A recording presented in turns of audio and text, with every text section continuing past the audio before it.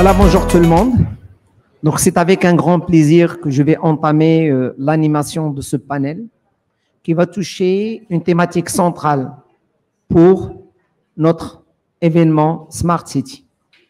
Donc, pour ce panel, on va débattre d'une problématique centrale qui est celle de l'environnement durable, du développement durable. On va la lier encore une fois à l'eau et on va parler aussi de la ville verte. Je tiens avant de commencer à féliciter les organisateurs pour la qualité du programme, mais aussi la qualité de la logistique. Et aussi remercier l'ensemble des participants d'avoir accepté de participer pour modérer, enrichir le débat autour de cette thématique centrale. Pour cette thématique qui va aborder la ville verte, qui va aborder l'environnement durable, on est dans la logique du 11e objectif et du 13e objectif du développement durable. Et encore du 7e objectif du développement durable, puisqu'on va aborder 3 grandes thématiques centrales, celle de l'environnement, celle de l'eau et celle de la ville verte. Pour découvrir ce panel, les organisateurs ont prévu des intervenants du milieu associatif, du milieu du conseil, mais aussi de d'autres secteurs. Donc, j'ai le plaisir de commencer l'animation. Pour commencer, on va dérouler, on va parler d'une vidéo, d'une présentation qui va parler d'une association très importante dans le domaine de l'accompagnement, qui est celle de l'association LUIM. Et je remercie Madame la Présidente, Madame Benaïda Assia, d'avoir accepté de participer avec nous. Donc, on va dérouler dans un premier temps la vidéo qui va présenter, qui va nous parler de l'association. Et juste après, je vais céder la parole à Madame la Présidente. Merci.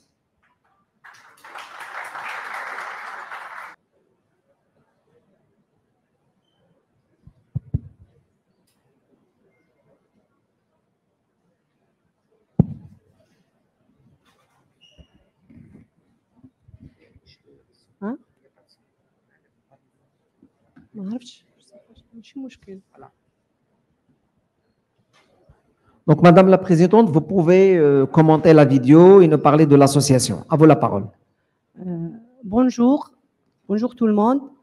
Tout d'abord, je suis ravie d'être parmi vous et je remercie énormément Innovatel et Petit Carcon pour l'invitation de participer à cette conférence. Permettez-moi de me présenter parce que la vidéo n'avait pas de son. Donc, je suis Assia Benaïda, coach professionnel et personnel, coach scolaire, praticienne PNL, formatrice en développement personnel et conférencière. Aussi, la fondatrice et la présidente de l'association LUIM, une association pour but non lucratif, non subventionnée par l'État et ne fait jamais de collecte.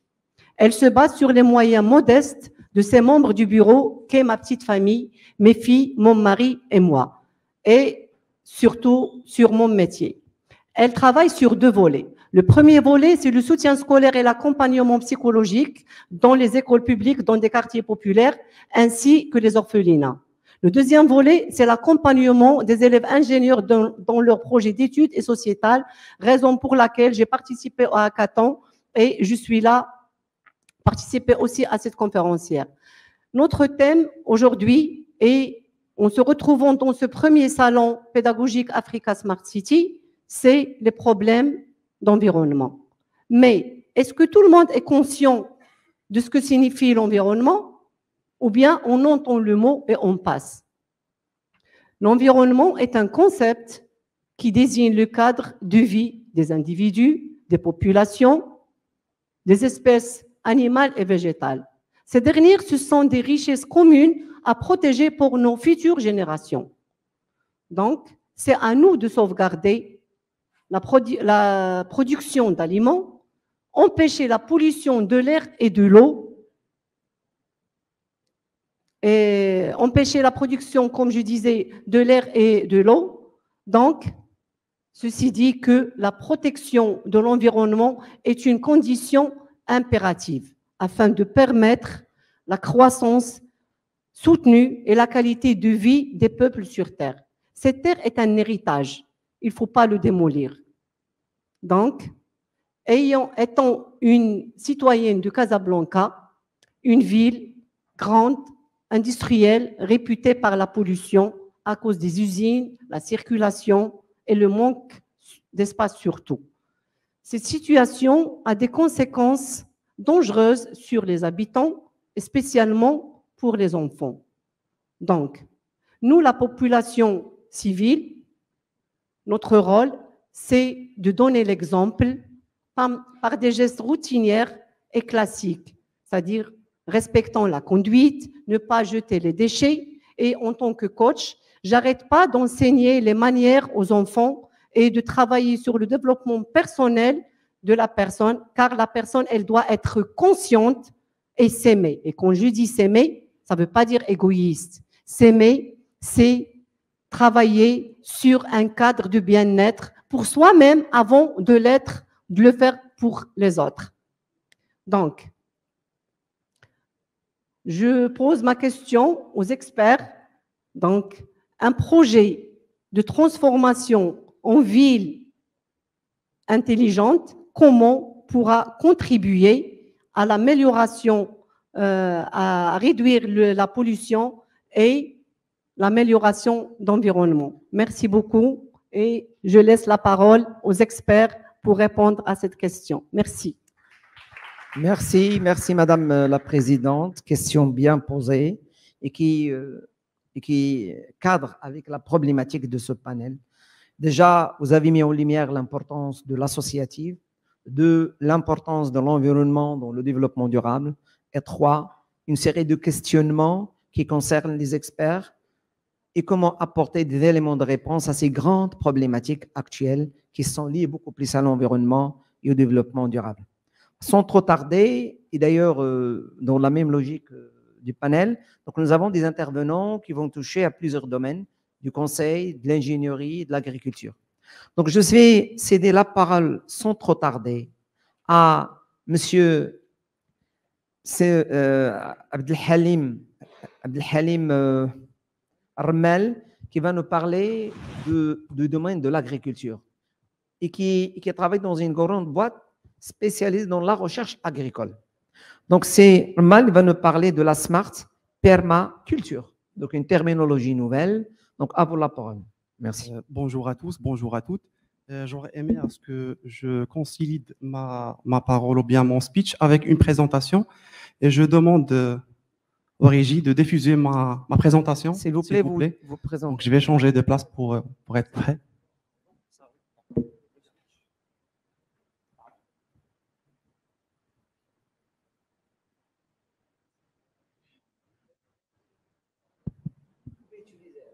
D'accord.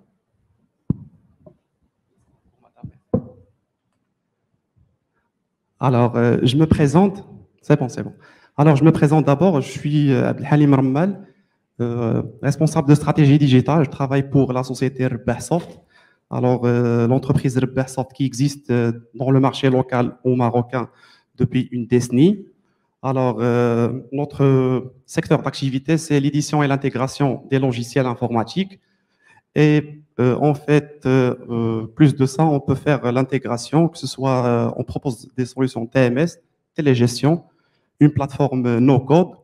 On fait aussi la R&D, donc la recherche. On touche la partie IoT et Smart Permaculture avec le robotique. Alors, je vais revenir, voilà.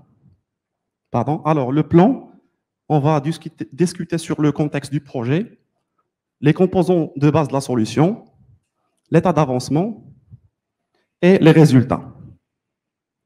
Alors, le contexte du projet, on travaille dans la partie smart farming ou bien l'agriculture intelligente, avec tous les instruments, les drones, l'arrosage, le système automatique d'arrosage, l'intelligence artificielle avec les machines. Donc, on a attaqué la partie permaculture.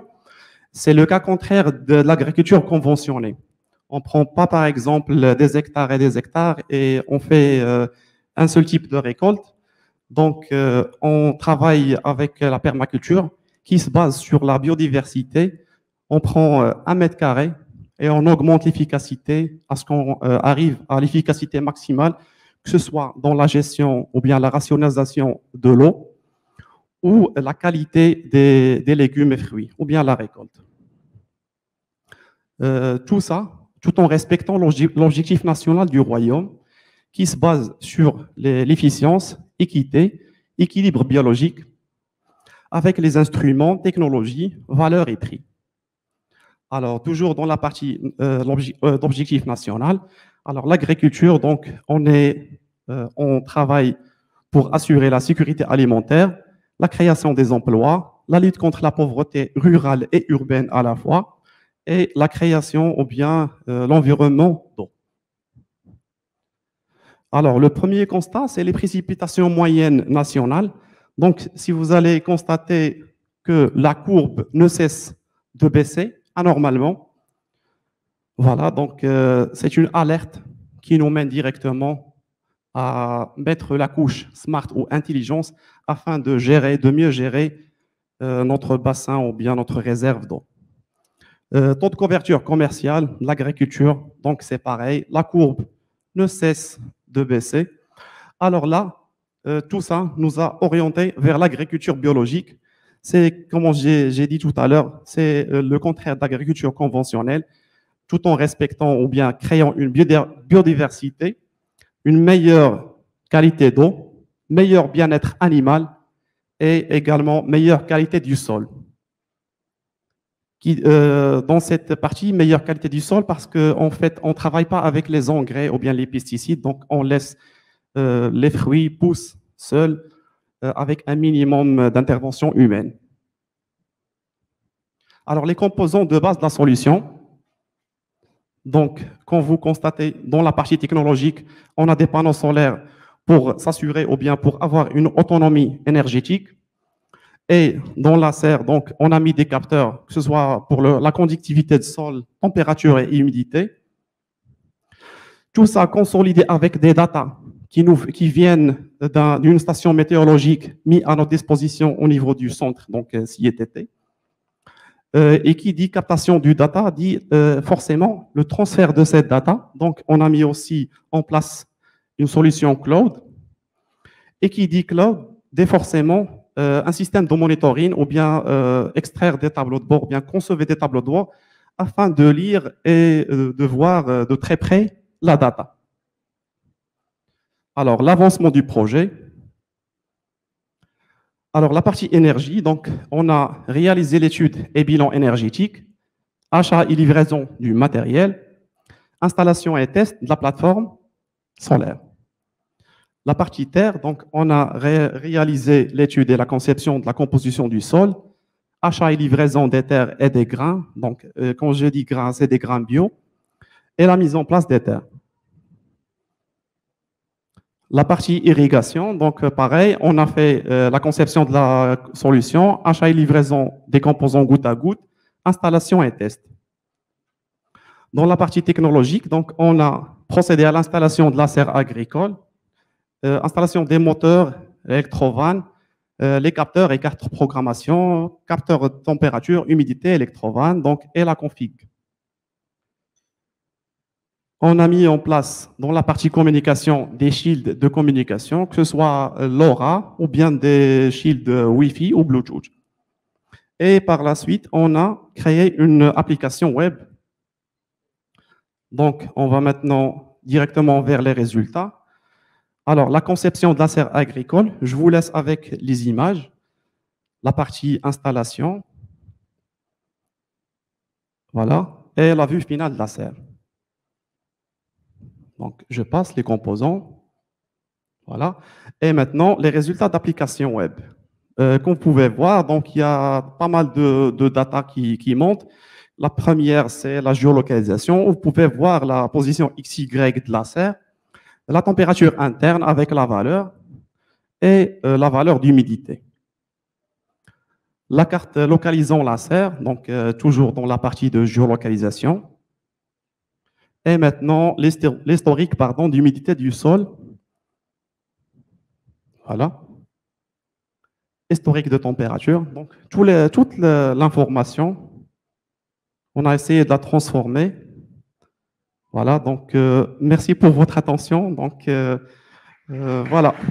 Si vous avez des questions par la suite, n'hésitez pas. Donc, j'y serai là pour y Merci répondre. Sermal, Je merci, vous en merci, prie. bien précis, concis, efficace.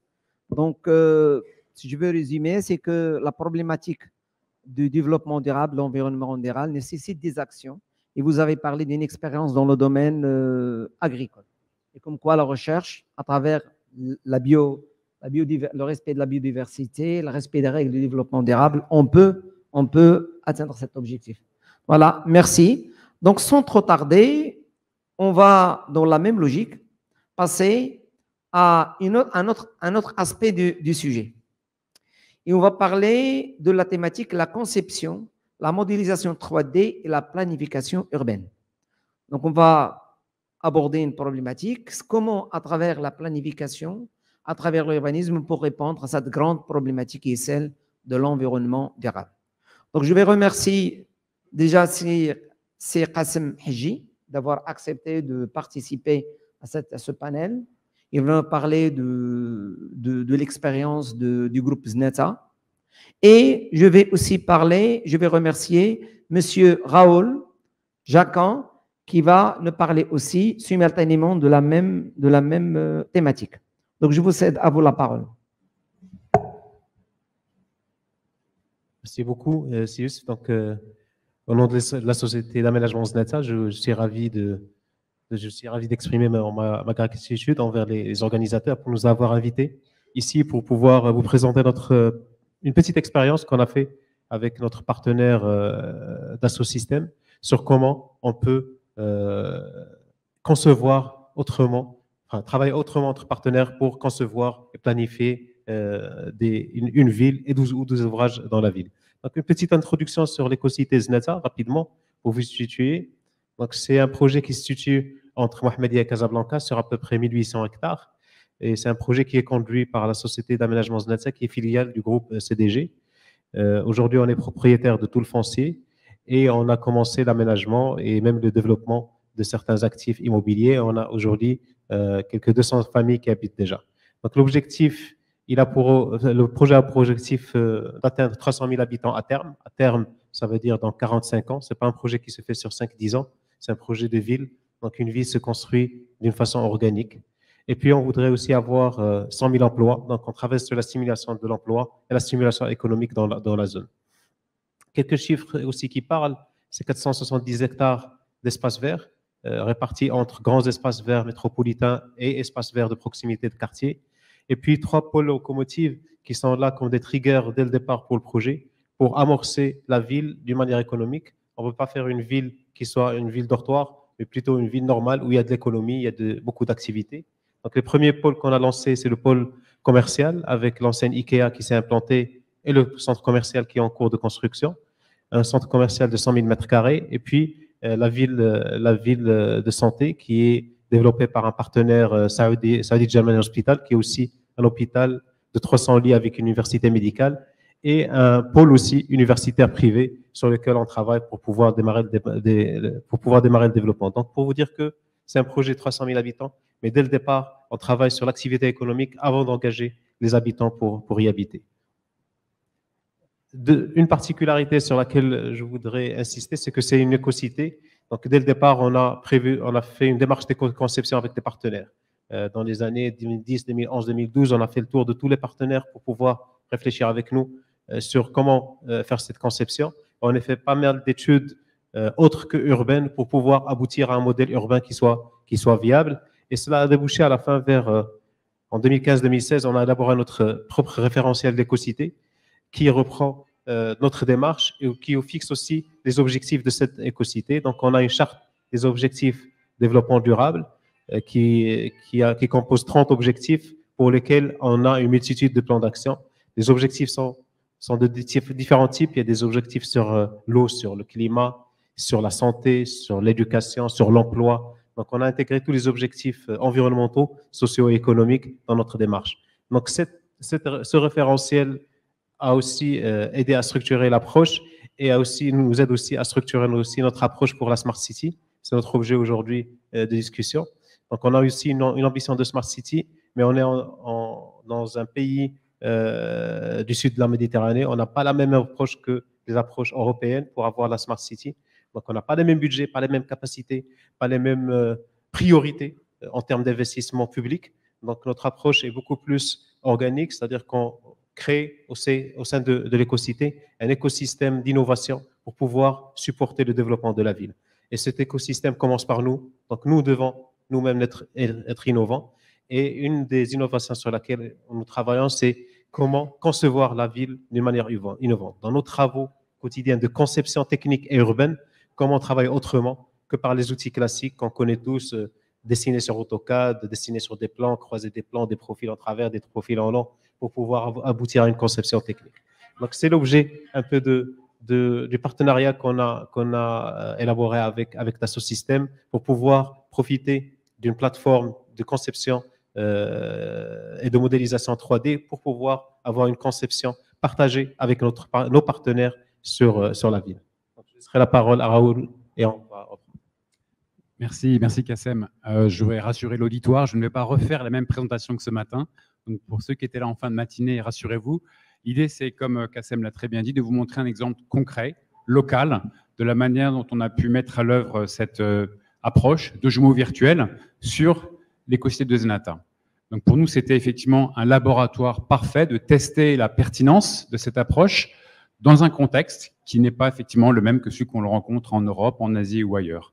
L'idée du jumeau virtuel, c'est de disposer d'un modèle, si possible en 3D, qui va nous permettre de tester effectivement le challenge auquel la SAS est confrontée, c'est quels sont les bons choix à faire pour que la ville qui va être construite réponde aux critères de la charte. D'accord ? Donc on a finalement cherché à bâtir une première instance d'un jumeau virtuel, un peu comme ce que l'on fait dans le monde de l'automobile ou dans le monde de la santé. Et bien dans le monde de la ville, on peut faire la même chose. À partir de données techniques, effectivement, on va bâtir ce premier modèle et on va s'en servir pourquoi finalement ? On va s'en servir pour comprendre l'environnement où on est. Effectivement, avec la société d'aménagement de Zenata, il y a déjà une idée d'à quoi ressemblerait cette future ville, mais on va surtout pouvoir tester, grâce à ce jumeau virtuel, différentes options, différents choix architecturaux. Et Kassem nous a donné en juin dernier un challenge bien précis. Eh bien, il y a un pont urbain réalisé au niveau quasiment central de la future ville. Comment s'y prendre et comment s'y prendre de manière collaborative, okay, puisque c'est essentiel, s'agissant d'un territoire, que les décisions soient prises en prenant en compte le maximum d'opinions, en étant participatif dans la démarche, mais en étant scientifiquement et techniquement correct. C'est ça l'essentiel. Donc, ce qu'on a mené, c'est finalement ce projet. Donc, à gauche, c'est la photo que j'ai prise de ton bureau, le 1er juin 2022. À droite, c'est finalement ce que l'on cherche à construire, hein, avec une première vision un peu long terme de la ville. Et donc, on a identifié au cœur de la ville ce carrefour assez sensible avec la voie poids lourd nord-sud qui va un petit peu couper la ville en deux. Et Kassem nous dit, est-ce qu'on peut réfléchir à un environnement de travail permettant à tout un chacun de se projeter et afin d'imaginer quel est le bon choix à faire pour ce pont urbain. Et se projeter, c'est exactement la vocation d'un jumeau virtuel. À la différence d'un jumeau numérique, comme je le disais ce matin, qui est plutôt une photo précise de l'instantané, le jumeau virtuel, c'est ce qui nous permet de nous projeter dans le futur. Donc, on va vous jouer ici une petite vidéo que je vais essayer de commenter rapidement. Elle n'est pas trop longue, elle dure 3 minutes 50. Donc, on va attacher nos ceintures, on va y arriver. On a résumé ici en 3 minutes 50 un travail collaboratif qui s'est mené sur plusieurs mois. Donc, cette vidéo, elle illustre un travail avec 4 personnes. Kassem, le directeur des opérations de la SAS, son chef de projet, un représentant d'un cabinet d'urbanisme et un bureau d'études. Donc, il y a 4 personnes qui, finalement, travaillent sur un même objet, qui est ce même jumeau virtuel, et qui, ensemble, vont déjà prendre conscience du problème et réfléchir, partager sur des options. Okay ? Donc, on va voir si ça fonctionne. J'espère que c'est le cas. Alors, que voyez-vous à l'écran ? Et c'est toujours l'effet démo. Alors, est-ce que la régie peut venir me donner un petit coup de main ? On a eu le même petit souci ce matin, quand on a voulu jouer la vidéo.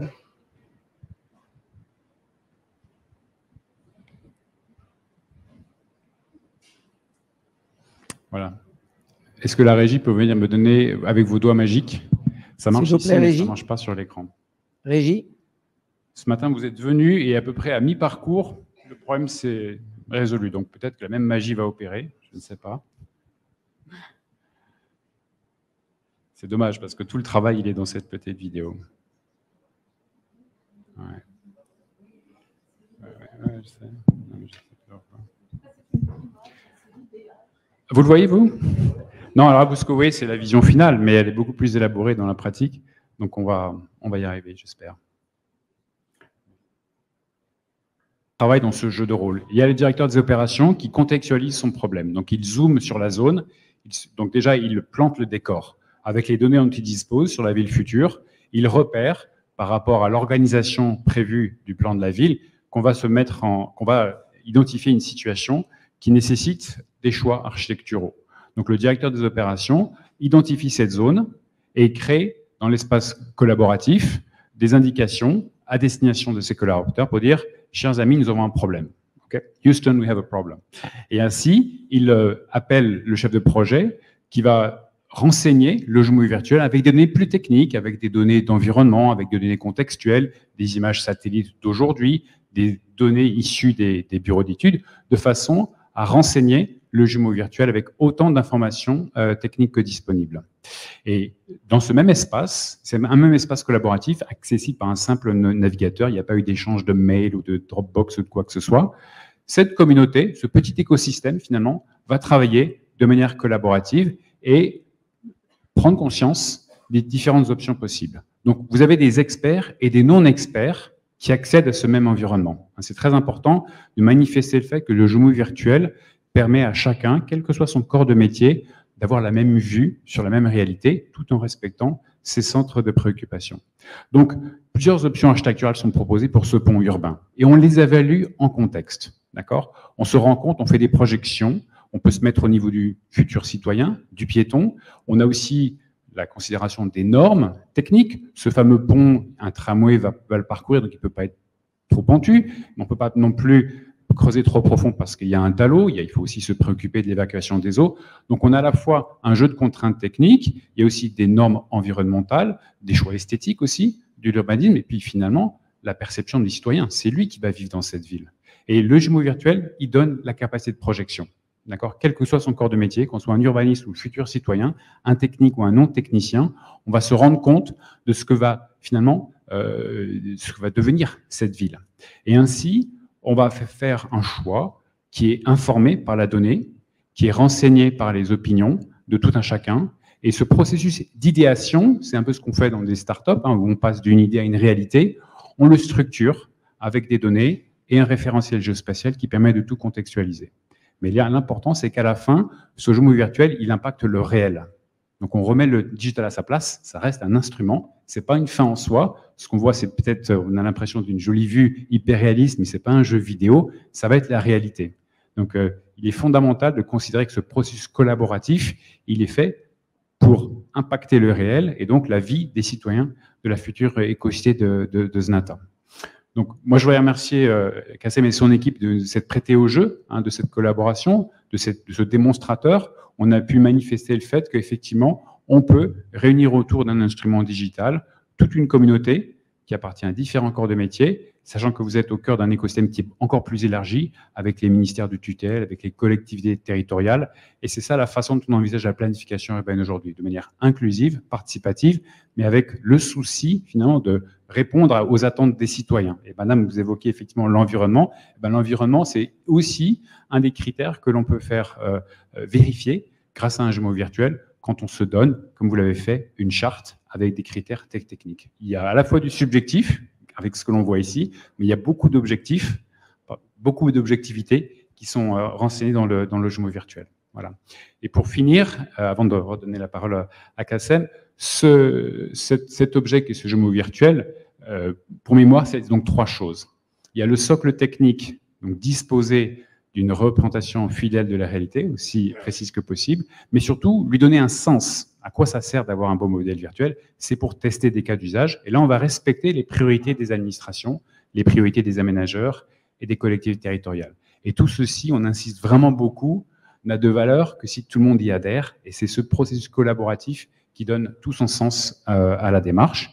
Et cette démarche, on l'a appliquée, nous, d'Assotem, sur un grand nombre de cas d'usage, dans un grand nombre de situations géographiques de par le monde. Et Madame, vous évoquiez les questions de pollution, eh bien, ça fait partie, voilà, la qualité de l'air, le bruit, bien sûr les risques naturels, c'est de plus en plus un critère clé auquel les collectivités territoriales nous demandent d'être conscients. Voilà, je m'arrête là, je vais redonner la parole à Kassem qui va nous donner finalement son premier retour d'expérience sur ce travail. En tout cas, ça nous éclaire aussi sur des nouvelles méthodes de faire. Nous sommes maîtres d'ouvrage, nous travaillons avec des bureaux d'études techniques, des urbanistes, parfois plusieurs bureaux d'études en même temps. Et la difficulté qu'a un maître d'ouvrage qui travaille sur des environnements tels que la ville, pas sur un bâtiment, mais sur une ville, c'est la multitude des intervenants. Donc, pour que tout le monde se projette de la même manière, pour qu'il voit un objet de la même manière, un objet urbain, c'est difficile. Il faut avoir des coupes, des vœux, et tout le monde n'est pas ingénieur, n'est pas urbaniste. Donc, les outils numériques 3D, les jumeaux numériques, nous aident à ce que tout le monde ait la même vision du projet. Et après, ça c'est une étape. Après, les intervenants techniques peuvent collaborer dans la conception. Quand ils projettent une variante, ils en font tourner dans tous les sens en même temps. Ce n'est pas des profils qu'on échange, des plans, des profils, ça prend des semaines et des semaines. Mais on modélise en 3D une seule fois, après on fait tourner les variantes comme on veut, et ça fait gagner beaucoup de temps et beaucoup de précision au projet. Une autre utilisation de ce qu'on peut faire de l'outil, des jumeaux numériques, c'est qu'on peut même y aller avec des consultations publiques. Si on veut faire une consultation publique sur un aménagement, ça commence à se faire parfois, et qu'on aide le public à se projeter sur cet aménagement, c'est très difficile à le faire. Sauf si on a un outil numérique qui modélise et qui permet d'avoir des vues différentes de cet aménagement. Nous, on a commencé à faire un peu des consultations publiques sur l'aménagement. On y va avec des outils très simples, mais on voit bien la puissance des outils des jumeaux numériques. Il n'y a pas que celui de Dassault, bien sûr, mais il y en a d'autres. On voit bien la puissance de ces outils-là pour pouvoir faire projeter les gens et pouvoir faire adhérer les gens à un projet ou faire que les gens nous remontent leur impression sur le projet qui sont parfois très véridiques. Et nous, ingénieurs concepteurs, on n'a pas vu l'usage que peuvent en faire les gens. Et les architectes et les urbanistes connaissent très bien ce principe d'usage qui est très important dans la conception. Merci Voilà. pour votre attention. Merci Sihaji, merci Monsieur Raouf. Bien exposé. Et c'est dans le fil conducteur du panel. Donc, je retiens, déjà, vous avez mis en lumière l'importance des partenariats et du collaboratif dans la réalisation d'un programme d'aménagement territorial. Et vous avez parlé d'un cas d'école, un cas aujourd'hui dont on parle partout au Maroc, c'est le modèle de la nouvelle ville de Zenata. 1800 hectares avec 470 hectares d'espace vert. Voilà, donc je vous félicite pour la qualité de l'expérience. C'est une expérience et qui parle du partenariat. Lorsqu'on parle de partenariat, c'est la 17e règle du développement durable. Parce que pour avoir un développement durable, il faut qu'il y ait des partenariats. Et vous êtes en train de donner le bon exemple. Donc, sans trop tarder, je vais céder la parole à Madame El-Moumayez Keltoum, qui va nous parler d'un autre domaine, de la topographie. On est toujours dans l'aménagement, mais une autre façon de voir. À vous la parole, madame.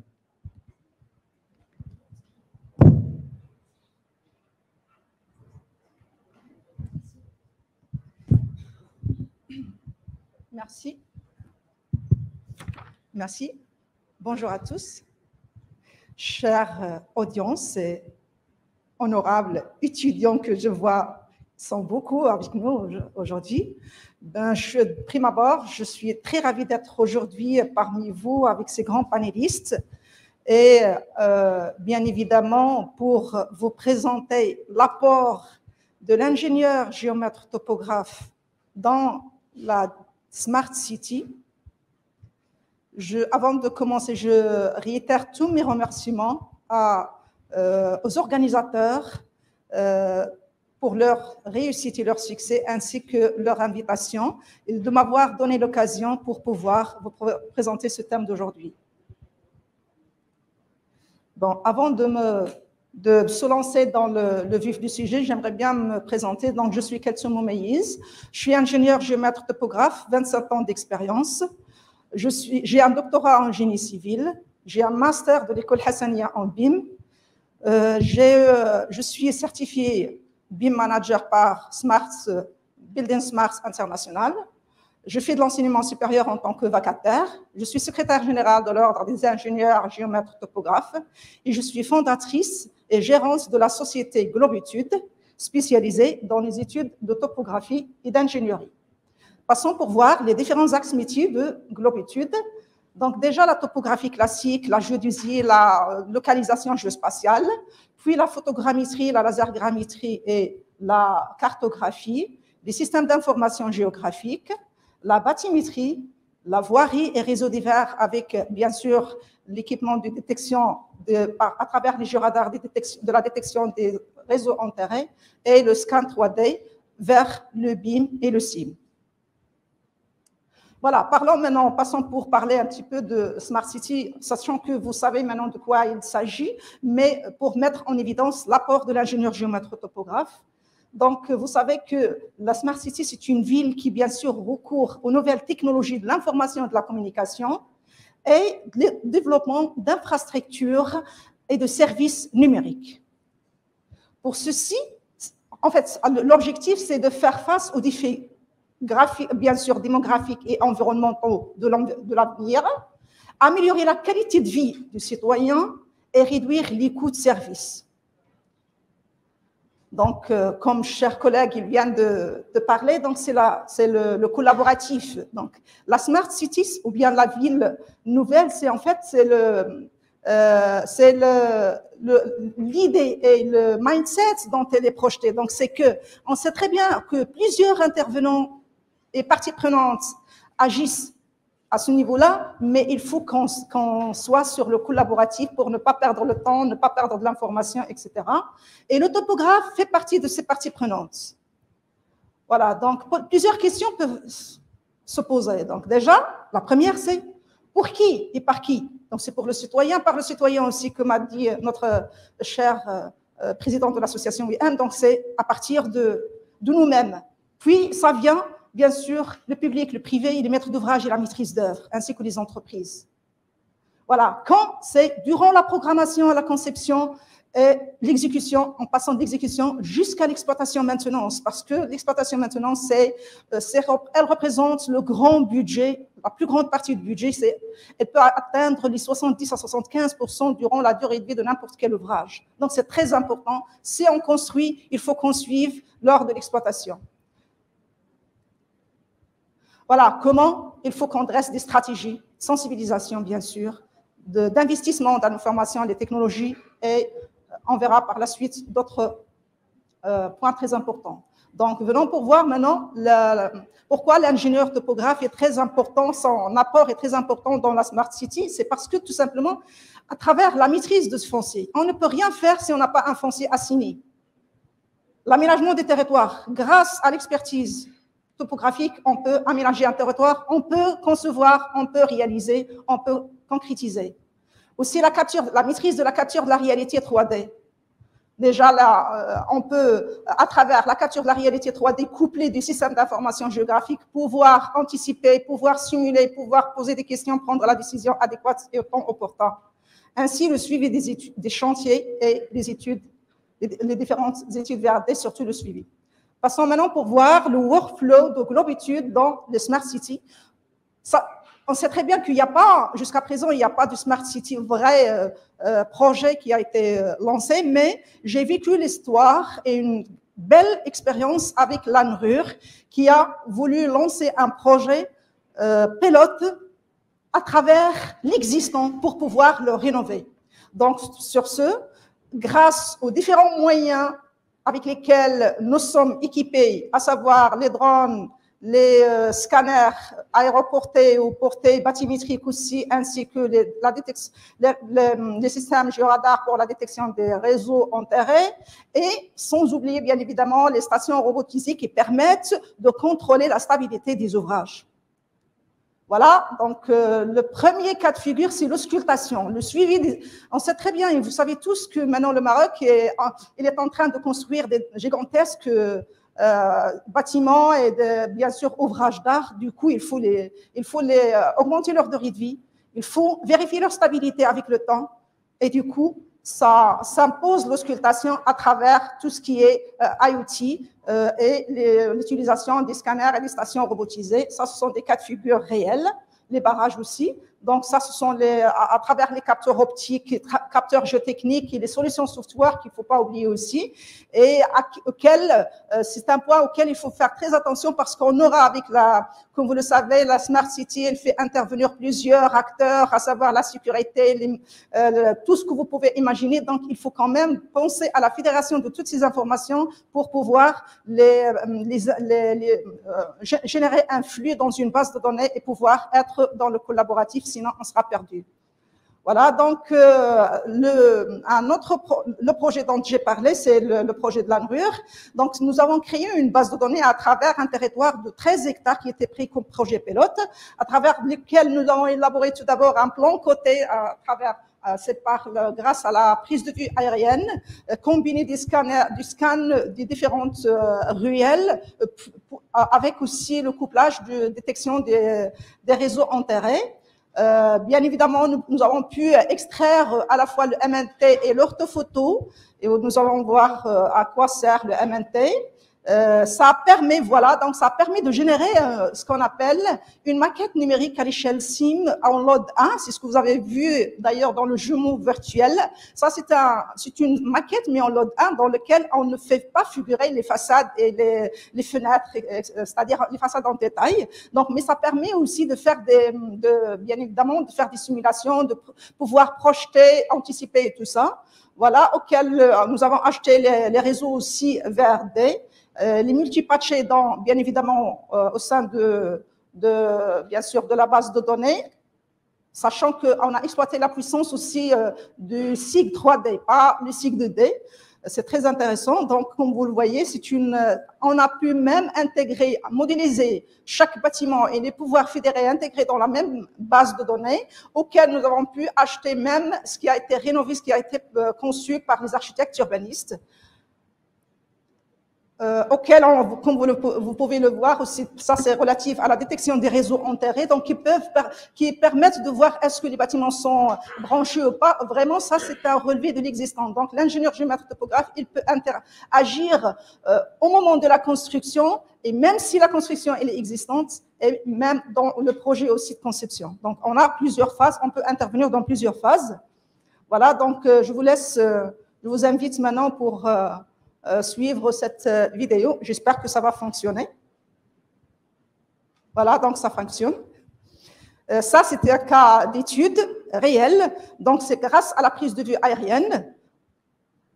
Nous avons pu extraire un nuage de points qui nous permet d'avoir avec exactitude les différentes terrasses et dans un temps vraiment très, très court, auquel nous avons ajouté les nuages des façades et pouvoir extraire le modèle. Ça, c'est un modèle 3D et non pas une maquette numérique. La différence, ça, c'est un modèle 3D qui est un peu aveugle, à partir duquel on peut faire sur des smartphones, des tablettes, vérifier n'importe quelle position, distance, etc. Vient et s'ajoute maintenant, ça c'est la base de données réelle, là où nous avons vraiment tout intégré, modélisé, et ça permet aussi de faire, grâce à la puissance des systèmes d'information géographique, exprès j'ai en fait fait figurer que certains monuments historiques qui sont en réelle dimension et en réel load, alors que les autres c'était en load 3. Voilà, donc bien évidemment, si on projette dans la Smart City, il faut qu'on se projette dans le collaboratif et que chacun sache vraiment ce qu'il faut faire avec une très grande exactitude. Donc, ce travail nous a permis de créer une base de données qui est centrale et unique.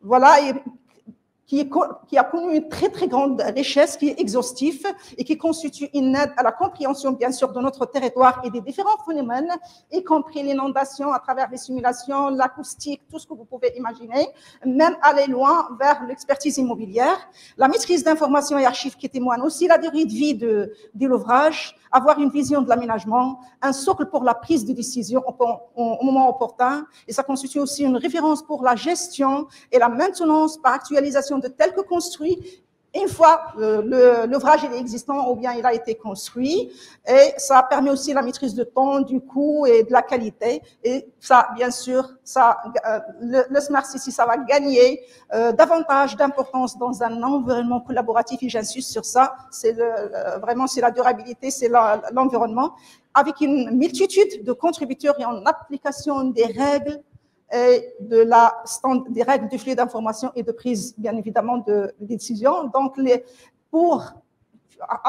c'est-à-dire pour conclusion, j'aimerais bien donner certaines recommandations.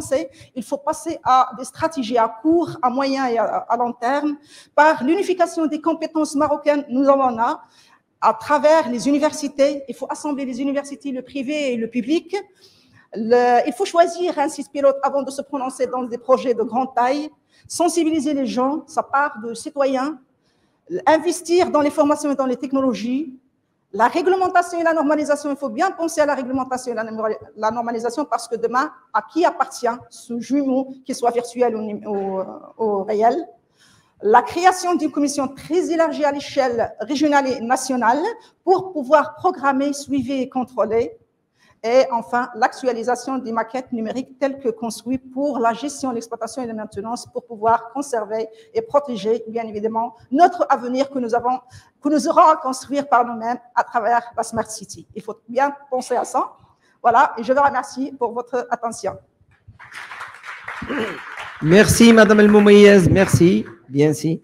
Donc, on était dans la même logique. Donc, c'était un prolongement logique de ce qui a été avancé par Sihji, M. Raouf, mais cette fois-ci, vous avez parlé de la topographie. Donc, je résume comme quoi vous avez parlé de l'importance des technologies de l'information, l'importance de l'approche partenariale dans le travail des topographes et aussi l'utilisation des nouvelles technologies pour rendre le travail beaucoup plus adapté à la Smart City. Maintenant, on va passer à le dernier sujet. On va parler cette fois-ci d'une ressource de plus en plus rare. On va parler de l'eau. Et c'est un élément qui est d'une actualité poignante aujourd'hui. Et ça cadre aujourd'hui déjà avec, vous savez, qu'en cette semaine, hier même, le Maroc a programmé un budget prévisionnel de 145 milliards de dirhams pour régler d'ici 2027 la problématique de l'eau à travers des interconnexions, à travers le dessalement, à travers l'usage des eaux usées. Donc, c'est un sujet d'une actualité poignante, mais aussi c'est un sujet qui a un lien direct avec le développement durable. Et d'ailleurs, lorsqu'on parle de développement durable, l'un des objectifs du développement durable qui est important et qui parle de l'eau pour toute la population, au niveau de la planète. Sans trop tarder, je vais céder la parole à Mustafa qui va nous parler de Mustafa Mouzeyin qui va parler de ce sujet qui est celui de l'eau. Audience, je remercie les organisateurs de m'avoir invité pour parler de ce sujet. Je crois bien que je suis le seul à parler de l'eau. On a parlé de plein de sujets techniques, de la Smart City, de la télécom, d'électricité, mais donc on a oublié l'eau. Je pense que dans la Smart City, donc il y a eu effectivement tout à l'heure, on a parlé on ne peut pas parler du développement durable sans l'eau. C'est le 6e objectif des 17 objectifs de développement durable. Ouais. Alors, aujourd'hui, il y a un indicateur déjà qui peut déjà alarmer. Mondialement, il est connu qu'à partir du moment où on parle de 500 mètres cubes par an, par habitant, c'est la cote d'alerte. Et le Maroc, on y est, mais on ne se rend pas compte. Au jour d'aujourd'hui, on est en cote d'alerte. Sa Majesté a tenu dans la semaine un conseil de gouvernement à cet effet-là, parce que ça devient vraiment le sujet majeur. Au jour d'aujourd'hui, moi, si j'avais la décision budgétaire de l'État et même des bailleurs de fonds, la priorité absolue totale, c'est l'eau par rapport à tout le reste. Donc aujourd'hui, il n'y a pas dans la présentation que je vais faire, il y a beaucoup de chiffres et de figures que vous connaissez, mais c'est bien, même quand on part le Jumu'ah, donc le frère, il nous ressasse pas mal de choses et on le sait, mais il nous met la piqûre de rappel pour dire attention, il faut faire quelque chose. On a un gros problème d'aujourd'hui, pas de réflexion. Le Maroc, il est très performant dans la planification, on a des plans pour tout, l'industrie, l'éducation, la santé, bon, sauf que il y a pas mal de domaines dans lesquels cette planification, on n'arrive pas à la réaliser, on n'arrive pas à l'exécuter. Je pense que principalement, c'est un problème dans certains domaines, un problème de compétences managériales, pas techniques. Très souvent, on a tendance à mettre dans certaines positions pour certains. Aujourd'hui, depuis pas longtemps, je suis consultant expert. Donc, moi, je suis un ingénieur génie civil, principalement sur les aménagements portuaires, maritimes et hydrauliques, de façon générale, notamment les barrages. Donc, je ne suis dans la partie consulting et expertise que depuis quelques mois. Et n'ayant plus de casquette avec qui que ce soit, je me permets de parler à bâton rompu. Donc, je vais pas retenir mes mots par rapport au politiquement correct pour un petit peu dénoncer des choses qui normalement doivent changer. Aujourd'hui, c'est bien de créer la régionalisation avancée, c'est bien de créer des agences, sauf que point de vue institutionnel, ces agences n'ont ni le budget qu'il faut, ni la dotation en pouvoir qu'il faut pour agir. Les plans, on en a plein. On déroule pas mal de PowerPoint. Quand on regarde, c'est splendide, la planification est bien faite. Notre gros problème est au niveau de l'exécution. Il y a un problème de gouvernance également important. Et je vais vous donner un petit peu quelques exemples qui font pourquoi ça a fonctionné quelque part et ça n'a pas fonctionné ailleurs. Je ne sais pas si ça avance. Oui, ça va. Alors, juste un rappel de la pluviométrie du Maroc. On a toutes les zones qui sont nord-ouest ont une pluviométrie supérieure à 800 mm. On est entre 200 et 600 mm dans les zones centre et orientale et le Souss. Et on est entre 50 et 200 mm dans tout ce qui est au sud de l'Atlas jusqu'à pratiquement des précipitations inférieures à 50 mm dans le sud. Donc, l'utilisation des eaux au Maroc, elle est divisée en deux parties. Tout ce qui est les eaux, on utilise 80% de notre utilisation d'eau provient des eaux superficielles. Eaux superficielles, c'est les barrages, c'est les précipitations, et 20% proviennent des eaux souterraines. Les eaux souterraines, par définition, c'est des espèces de stocks stratégiques. Théoriquement, on n'est pas censé y toucher. On y touche quand il y a vraiment pénurie. Part du principe qu'il y a une sécheresse pendant une saison, 2 saisons, on tire sur les nappes, mais après, bon, ces nappes ne se reconstituent pas. Aujourd'hui, on entend de plus en plus parler des contrats de nappes qui sont, notamment, je connais pour être passé dans la REP de Casablanca avec la région de Casablanca-Stat, un contrat entre la région, les agences du bassin, le ministère de l'Intérieur, où on a réfléchi à reconstituer ces nappes-là quand il y a des précipitations suffisantes ou de la production d'eau, même provenant du dessalement suffisant. On réinjecte dans les nappes pour reconstituer ces nappes-là. Et il y a également dans ces programmes-là donc un mécanisme pour veiller à la non-pollution de ces nappes, parce qu'aujourd'hui, beaucoup de nappes sont polluées par des rejets d'eau usée, parce qu'on a également un niveau de traitement d'eau usée au Maroc très médiocre. On a 36% de traitement d'eau usée. Et on démarre dernièrement à utiliser une partie de ces eaux usées au niveau de l'arrosage. C'est très timide. Alors ça, c'est quelques chiffres. Où il faut quand même reconnaître les réalisations. Le Maroc a toujours été, en Afrique globalement, pionnier dans la gestion de l'eau. On était parmi les pays pionniers dans la gestion, de la construction des barrages, la construction des stations de traitement d'eau potable. Donc, on a eu beaucoup de réalisations dans ce sens-là, mais moi, c'est ce que j'appellerais Kana Abi. Donc, c'est ce que, jusque-là, on dit, c'est chouette, on a constitué à Rossa, c'est le même discours, mais c'est révolu. Au jour d'aujourd'hui, les barrages, ce n'est pas l'avenir. C'est bien, il faut toujours en construire parce qu'il y a des retenues. On n'a pas couvert tous les bassins versants existants au Maroc. Et je pars du principe, avec ma tête d'ingénieur, de dire que les barrages, même si la pluviométrie devait baisser, c'est des réservoirs naturels. On peut, quand on fait du dessalement d'eau de mer, comme c'est une production continue, le niveau de consommation n'est pas généralement le même que celui de production. On utilise juste généralement les nappes et les barrages pour stocker, donc quand il y a surproduction. Alors, quelques chiffres, 80% au jour d'aujourd'hui de la population du Maroc donc, a accès de façon sécurisée à l'eau potable. 79% des réserves d'eau potable au jour d'aujourd'hui ont une qualité qui est conforme aux standards internationaux. 71% de degrés de mise d'application du programme de gestion de l'eau. Donc, bon, je ne vais pas vous passer un petit peu. Moi, il y a le chiffre $9. Bon, aujourd'hui, ça a évolué. Donc, moi, c'est des chiffres de 2022. Donc, qui est la contribution à l'économie de l'eau à l'économie nationale.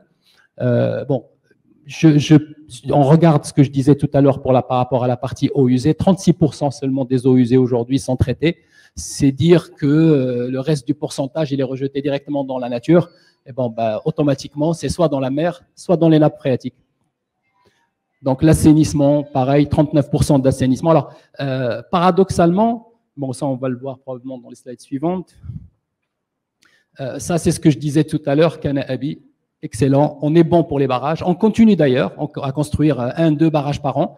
C'est très bien parce qu'il y a pas mal de bassins versants qui doivent être couverts par. On doit disposer des barrages pour que l'eau ne finisse pas, les ruissellements ne finissent pas à la mer. Je suis d'accord.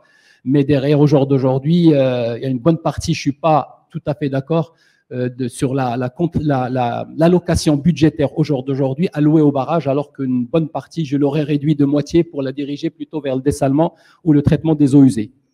Les eaux usées, un traitement plus évolué, un traitement jusqu'à la réutilisation. Au jour d'aujourd'hui, quand je disais tout à l'heure, 36% des eaux usées sont traitées, pas réutilisables pour l'irrigation. Seulement 4% des eaux sont réutilisables pour l'irrigation. Les stations de traitement d'eau potable, on en a beaucoup. On est très performant, on a de très grandes compétences. L'ONEP est très performante sur son programme de construction des stations d'eau potable.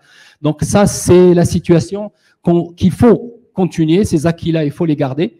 Mais bon, maintenant, il faut se tourner vers d'autres sources d'eau potable et pas seulement les sources classiques.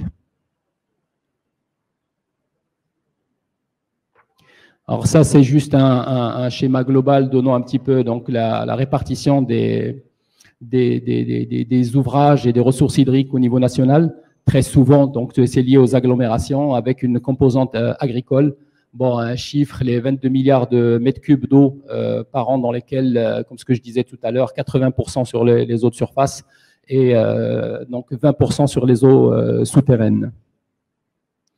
Donc, encore une photo de ce qu'au jour d'aujourd'hui est réalisé, effectivement, beaucoup de stations, une bonne couverture. Bon, ce qu'on avait dit, l'accès à l'eau pour tout le monde, ça a eu l'effet pervers qui est la surutilisation de l'eau et automatiquement, on s'est retrouvé, on est passé de 700 mètres cubes par habitant à 500 mètres cubes par habitant. Ça veut dire que le stress hydrique absolu total. Donc, dans pas longtemps, on va avoir des régions qui vont avoir un problème pour avoir juste l'équilibre hydrique.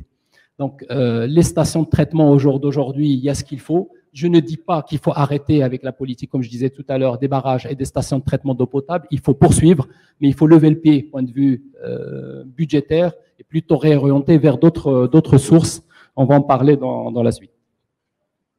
Alors ça, c'est juste le chiffre qui donne un petit peu le déficit vers lequel on est en train d'évoluer. Un chiffre à retenir là-dedans, c'est les 5 milliards de mètres cubes de déficit à horizon 2030. Moi, je pense que c'est plutôt vers 2027 parce que ça s'aggrave. La situation est en train de s'aggraver.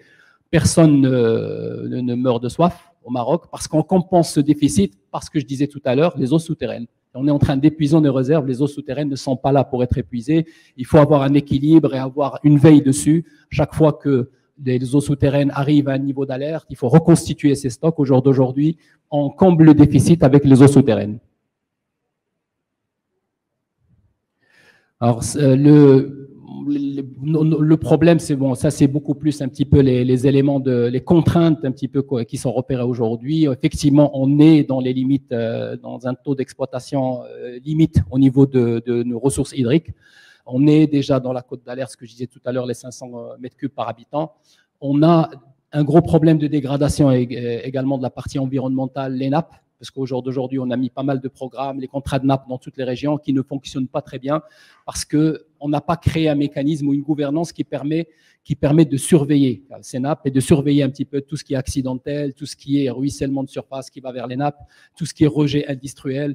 Donc, on a également un problème au niveau des lois. Donc, on a tout ce qu'il faut comme loi. C'est beaucoup plus l'exécution de ces lois, donc sur le côté sur l'industriel, mais également même sur l'agricole, qui n'est pas appliqué. Donc, si je devais donner un pourcentage d'application de ces lois, on est peut-être à 50 ou 55% de l'application de ces lois sur le terrain.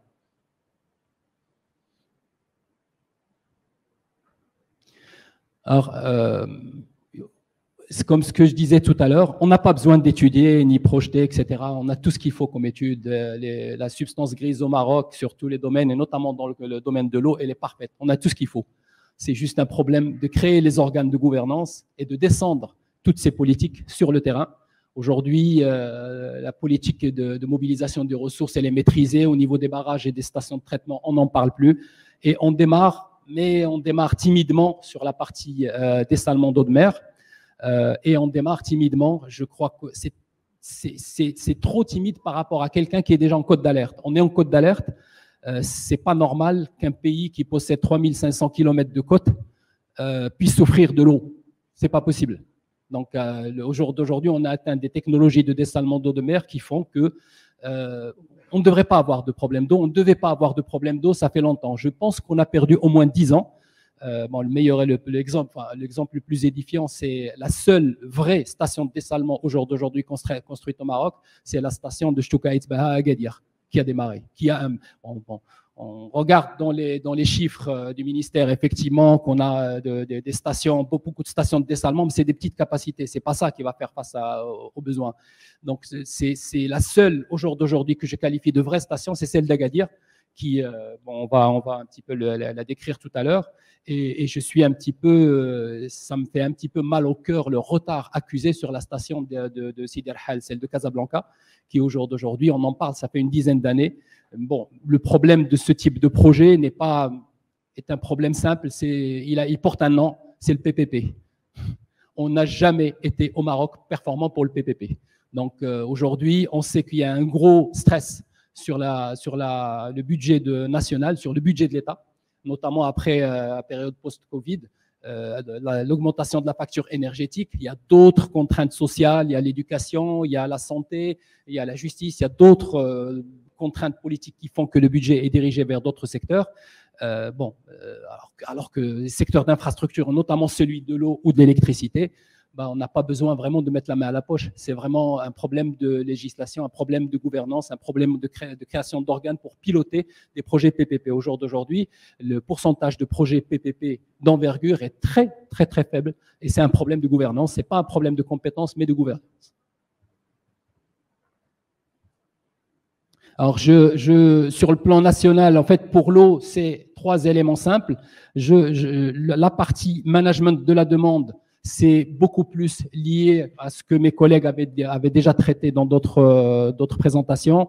L'agriculture, il faut la gérer. Au jour d'aujourd'hui, on ne peut pas exporter de l'eau. Quand on exporte de la tomate et on exporte de la pastèque, ça s'appelle de l'export de l'eau. On n'a pas d'eau et on exporte de l'eau, c'est pas normal. Et à qui on l'exporte? En Europe. Là où ils ont beaucoup d'eau, le paradoxe. Donc, quand on fait du dessalement d'eau de mer en volume, je veux bien. Mais à ce moment-là, on comprend quel est le problème. Le dessalement d'eau de mer nous amène un prix en euros au mètre cube trop important. S'il doit être répercuté sur la pastèque ou sur la tomate, on ne serait plus compétitif pour l'Europe. Donc, d'où le dilemme. On a un problème. Donc, et c'est une réflexion. Beaucoup de réflexions ont été lancées là-dedans, mais la machine continue de la même façon. On continue à exporter de la tomate, on continue à exporter de la pastèque et d'autres. Et je vous passe tous les produits qu'on exporte, alors que c'est de l'export de l'eau. Quand on a 500 mètres cubes par habitant, on n'exporte pas de l'eau. Donc, il y a cette réflexion qu'il faut avoir, c'est ce que j'appelle le management de la demande, réduction des retards dans les équipements hydro-agricoles. Il y a beaucoup de projets sur lesquels, c'est pas méchant pour moi parce que, comme je disais tout à l'heure, les barrages et les stations sont gérés correctement. Le programme annuel, il est géré correctement par rapport aux possibilités de budget de l'État et levée de fonds international. Et il y a également le problème d'austérité ou de parcimonie dans la gestion, on va dire, de l'eau qui pose problème. On a tout ce qu'il faut comme loi, mais on n'a pas d'organes, on n'a pas. Il faudrait presque créer une espèce de police de l'eau pour veiller, parce qu'au Maroc, je veux bien l'éducation pour nos jeunes, effectivement, pour que les nouvelles générations soient citoyennes et bien une bonne utilisation. Je veux bien ça, mais derrière. Il n'y a rien à faire. Pour l'instant, on est obligé de mettre une police. Bon, c'est comme le policier qui arrête un conducteur qui a grillé un feu et il dit bah, vous n'avez pas vu le feu, j'ai vu le feu, mais je ne vous ai pas vu vous. C'est un petit peu la même chose. Donc, au Maroc, pour l'instant, ça fait mal de le dire, mais c'est comme ça. Il faut mettre des organes pour appliquer ces lois. Il faut mettre une espèce de police portuaire sur les industriels, sur les agriculteurs, parce qu'il y a des produits qui ne peuvent pas utiliser au niveau de l'agriculture. S'ils sont interdits, ils ne peuvent pas être utilisés parce que c'est quand même des pollutions de la nappe. Sur les pompages interdits dans les nappes, au jour d'aujourd'hui, on a une réglementation dans les agences du bassin.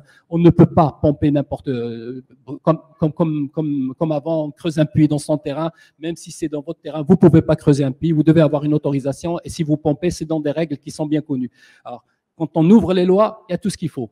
Qui pour les appliquer? Quel organe?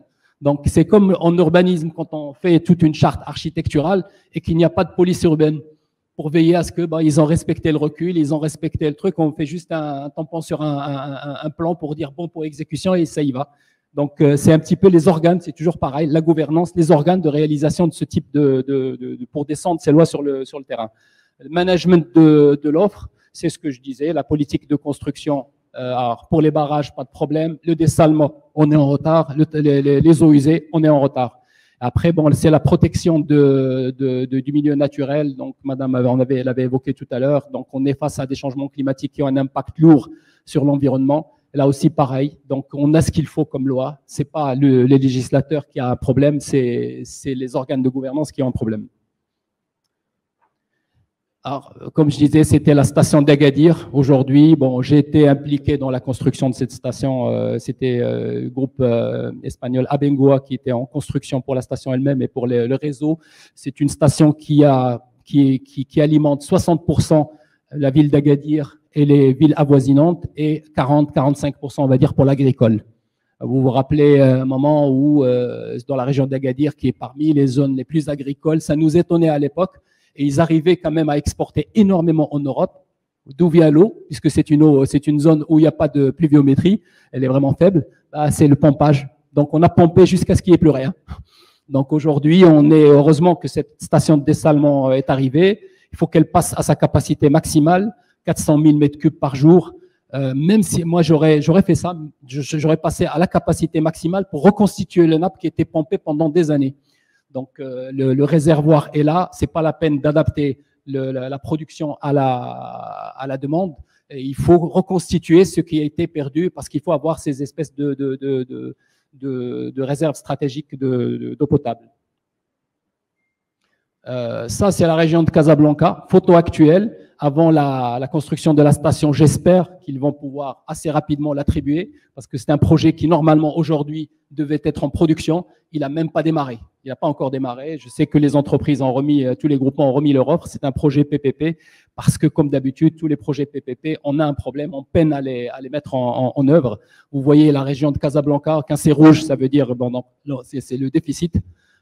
On a un déficit à horizon 2030, déficit à horizon 2050. Cette étude a été faite par nos amis de Novec et c'était à la base de cette étude qu'effectivement la position de la station a été arrêtée et le dimensionnement de ces stations a été arrêté. Bon, après il y a d'autres stations. L'Oriental au jour d'aujourd'hui, ils sont en pénurie extrême. Que ce soit d'ailleurs pour les villes type Oujda ou Saïdia ou d'autres villes, Nador et autres, mais également côté agricole. Tout le monde le sait qu'au niveau de l'Oriental, il y a énormément d'agriculture. Au jour d'aujourd'hui, les nappes, c'est fini. On est en train de faire la même chose que ce qu'il y avait au niveau des Sousse. Il n'y a pas un brin on parle d'une étude de faisabilité, etc. On est très, très, très en retard sur la station de l'Oriental. Je peux comprendre pour la Ayoun et Dakhla. Et encore, Dakhla, au jour d'aujourd'hui, la taille des investissements que l'État fait dans cette zone-là, notamment le port de Dakhla Atlantique, et toutes les zones, ça va tout de suite. Je vais finir. Donc, quand on arrive avec une infrastructure, quand on parle du port de Dakhla Atlantique, c'est pas que le port auquel il faut penser. Il faut penser à toutes les zones d'activité qui vont être développées autour et toute cette zone, comment elle va un petit peu modifier, comme ce qu'avait fait pratiquement le port Tangemed au niveau de la zone Farsanjra et le nord. Aujourd'hui, ne pas arriver dans les mêmes problématiques, pas d'eau. Donc là, il y a un retard. Moi, je n'ai cité que ces zones-là, c'est les cinq régions. J'espère que, moi je dis toujours, c'est un problème de gouvernance. Une dernière photo, c'est Israël. Je voulais donner ce cas d'Israël. Il y a 70 ans, Israël était exactement dans le même problème. Rien. D'ailleurs, parmi les guerres que Israël a menées, c'est des guerres qui sont pour l'eau. C'est mettre la main sur les nappes, les ressources en eau. Parce que c'est des zones qui sont dans une pluviométrie faible. Au jour d'aujourd'hui, Israël traite 90% des eaux usées et elle réutilise 87% des eaux usées et que 70% des eaux qu'ils utilisent, c'est des eaux qui proviennent du dessalement. Il n'y a plus de problème. C'est pour ça que je dis au niveau du Maroc, comment peut-on dire qu'on a un problème d'eau alors qu'on a 3500 km de côte? Donc ça suffit. Donc il faut maintenant il y a un travail à faire au niveau de l'eau pour arrêter d'attendre qu'il pleuve. Merci. Voilà, merci Silmouzani Mustafa de JIC Expertise. Donc, vous avez parlé de la problématique d'eau, vous l'avez déjà expliqué au début, comme quoi on parle de l'un des objectifs fondamentaux du développement durable. On ne peut pas faire un développement si on n'a pas une bonne gestion de cette ressource de plus en plus rare. Donc, vous avez tracé un bilan de la réalité du stress hydrique aujourd'hui au Maroc et vous avez mis en lumière un certain nombre de recommandations, la politique des barrages à revoir et à améliorer, l'usage des eaux souterraines, comment reconstituer ces nappes. 3, le coût élevé de la dégradation écologique et l'importance d'accélérer le dessalement. Et encore aujourd'hui, le Maroc a lancé déjà d'urgence par Sa Majesté le Roi cette semaine, c'est l'interconnexion entre le bassin de Sbou et celui de Marrakech pour alimenter en eau potable les grandes villes du sud. Donc c'est déjà une bonne solution. Et aussi, je ne vais pas oublier que vous avez parlé de deux expériences pilotes au Maroc. Déjà la grande expertise au niveau de l'ONE, la branche eau en matière d'eau potable, et de deux, la station de dessalement de Chtouka Eitbaha, qui est un modèle en matière de dessalement. C'est aussi celle qui va voir le jour dans quelques mois, celle de l'Husseymé qui sera opérationnelle prochainement.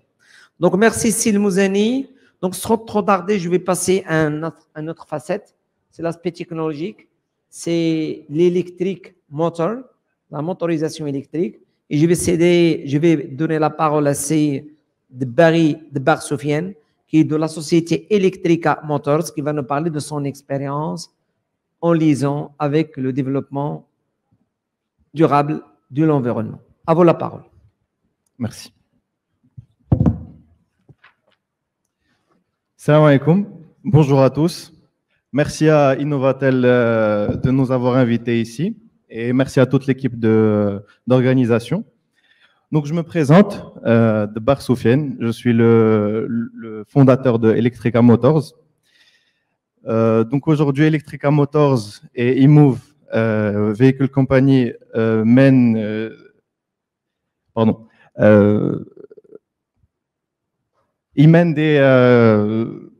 ils sont dans la production, la distribution et la vente de motos électriques et aussi l'assemblage et la réparation de motos électriques. Donc aujourd'hui, nous présentons des produits 100% marocains et qui sont généralement des motos électriques, des tricycles électriques. Donc comme vous pouvez le voir, ceci est une vidéo de l'organisation de la... Pardon, désolé, juste un peu avec le stress, je suis désolé, je suis passé en dernier. Au contraire, prenez votre temps, prenez votre temps. Donc, ceci est l'usine d'assemblage qui est à Barchid de eMove Vehicles Company.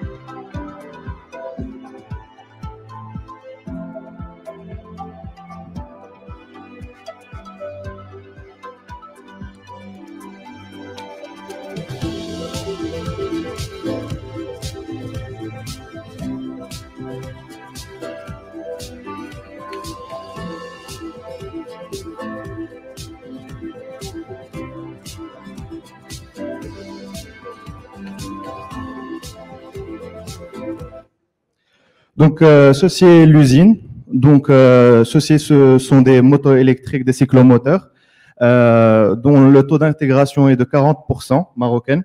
Donc, aujourd'hui, nous produisons des châssis. Donc, les châssis sont marocains.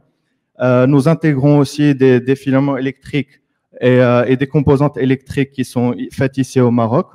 Et Inch'Allah, par la suite, nous sommes dans l'optique de développer tout ça et faire de l'assemblage des batteries en NMC et LFP, donc le LiFePO. Donc aujourd'hui, je m'oriente vers la question en quoi la mobilité électrique participe-t-elle à une smart city? Donc avant de parler et répondre à cette question, nous devons savoir que 3 ans de ça, nous avons commencé avec des difficultés ici au Maroc. Donc des difficultés dans la vente et la distribution. Donc, l'une des premières difficultés qu'on a rencontrées, ça a été la culture et les stéréotypes. Donc, aujourd'hui, quand on propose une moto électrique qui va économiser à nos futurs clients ou nos clients finaux de l'argent, du temps et surtout aussi un confort, on a tendance à nous rejeter ça et nous dire que, écoutez, la moto électrique, on n'a pas confiance. On préfère la moto thermique. Pourquoi? Parce que c'est plus facile à l'usage, c'est plus rapide et surtout, il y en a beaucoup. La deuxième des choses, c'est l'infrastructure. Donc aujourd'hui, au Maroc, malheureusement, on n'a pas tendance à trouver des bornes de recharge qui sont accessibles au grand public. Donc si on veut parcourir, par exemple, un grand parcours, par exemple, ou juste se déplacer d'un point A à un point B qui dépasse les 50 ou 60 km, on doit recharger. Malheureusement, avec l'infrastructure marocaine, on ne trouve pas des bornes de recharge.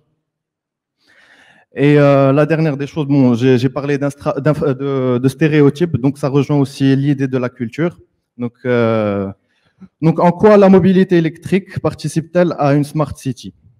Donc avant, je voudrais définir c'est quoi le concept d'une smart city. Donc une smart city ou ville numérique, une ville durable, une ville agile ou aussi une ville ouverte, collaborative surtout. Donc la mobilité électrique, que ce soit pour les cyclomoteurs ou pour les voitures électriques, déjà c'est non polluant et donc zéro pollution, donc zéro émission d'effet de serre. Elle est aussi insonore, donc au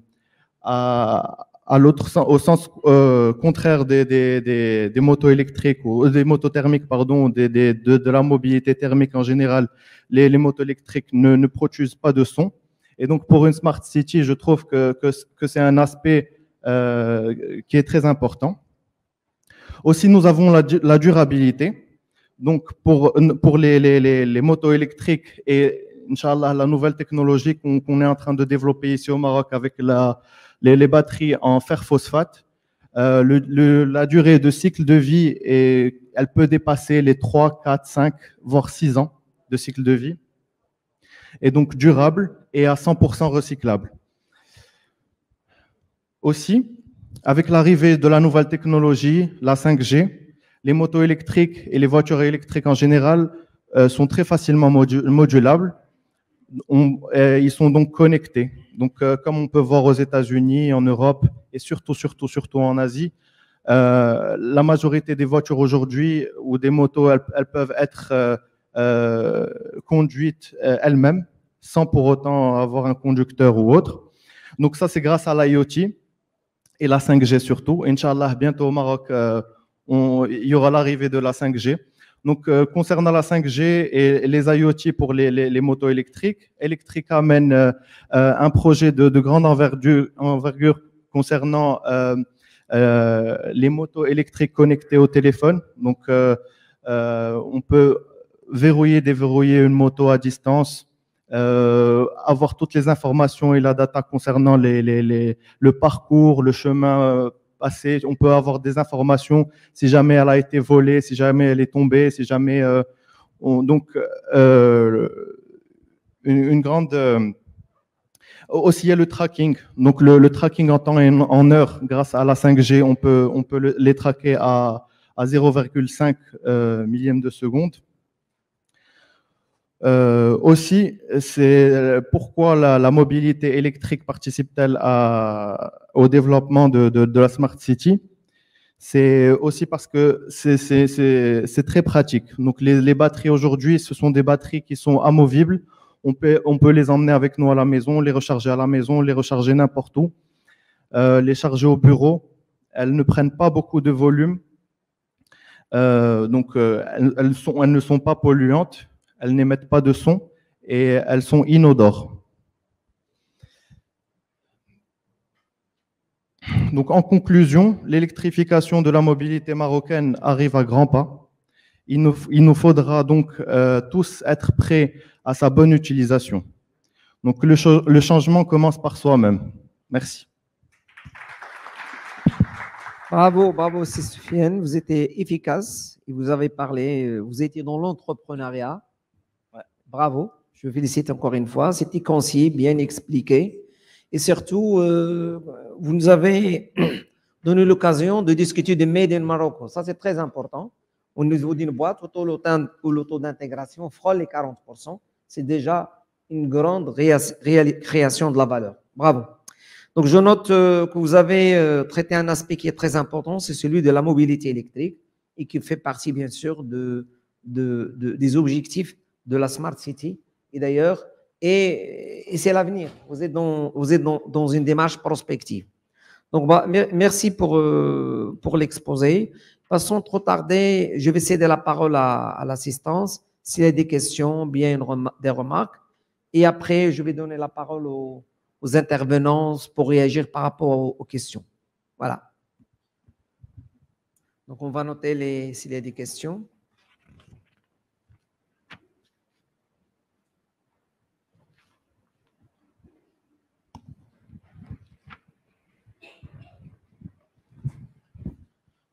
Merci pour vos interventions.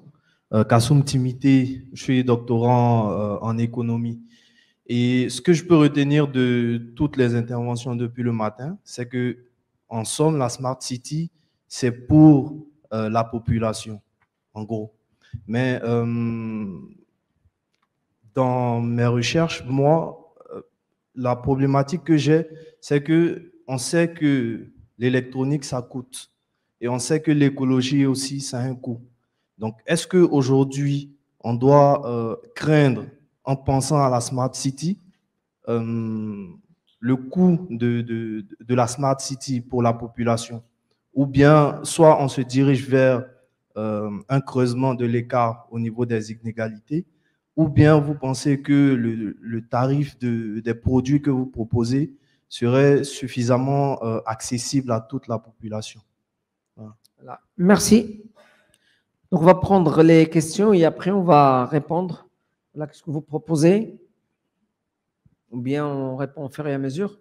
Je préfère qu'on pose des questions parce qu'il y a une deuxième panel juste après. Et voilà, s'il y a quelqu'un d'autre, s'il vous plaît, qui souhaite intervenir.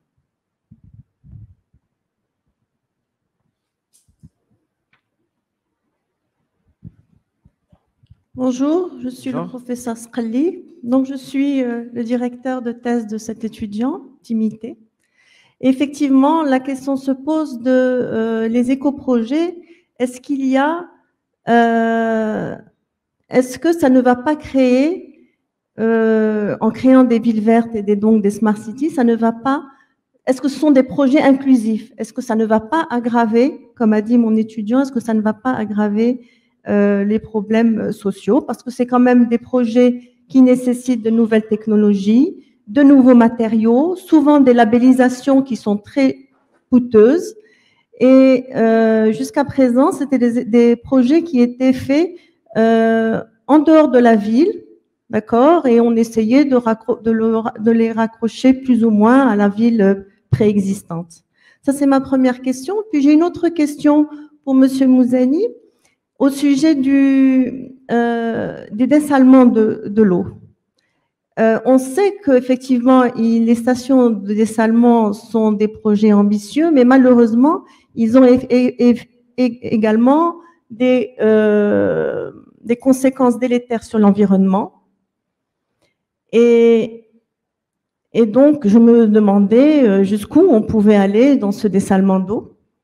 Ça, c'est ma première question. Et ma deuxième question, c'était par rapport, vous disiez, moi, si c'était moi à Agadir, je recommencerais par reconstituer les nappes.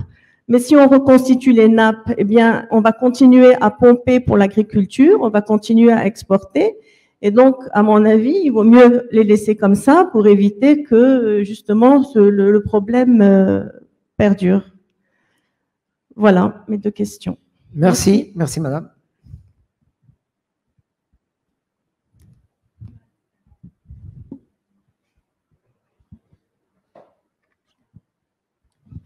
Bonsoir, Madame Afifi, enseignant-chercheur à l'Université Hassan II. Alors, ma question est la suivante, justement, ça se rapporte à l'eau. Je me demande, est-ce qu'aujourd'hui, il existe des smart farms qui gèrent justement l'eau, donc qui optimisent, qui réutilisent l'eau? Et est-ce qu'il y a des solutions qui se vendent dans le marché marocain, d'accord, dans ce sens qu'on peut exploiter pour l'agriculture? On est un pays agricole et voilà, donc c'est quand même important. Merci. Merci, merci madame.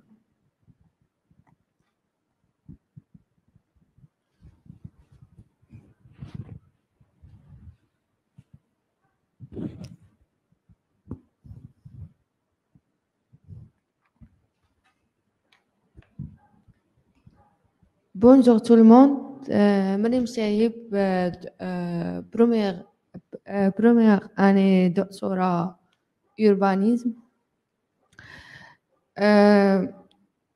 Première question. Quelles sont les conditions pour créer une smart city dans un pays non développé comme le Maroc par rapport aux problèmes sociaux et l'économie pour le Maroc? Deuxième, quels sont les principes et caractéristiques pour projet et aux cities neta, ou elles sont étapes de projet? Troisième question, elles sont modélisations pour créer une ville smart city, ou elles sont les relations entre nouvelles technologies et PM. Voilà, merci. C'est bon? C'est bon? Voilà. Donc, je commence de la droite, comme ça, si vous avez une réaction par rapport. Oui.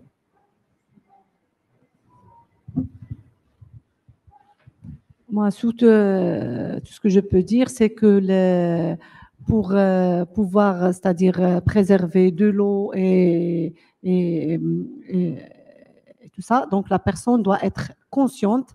Monsieur, tout à l'heure, il a dit qu'il faut une police pour surveiller tout ça. Il faut que chacun de soi-même soit le policier de soi-même.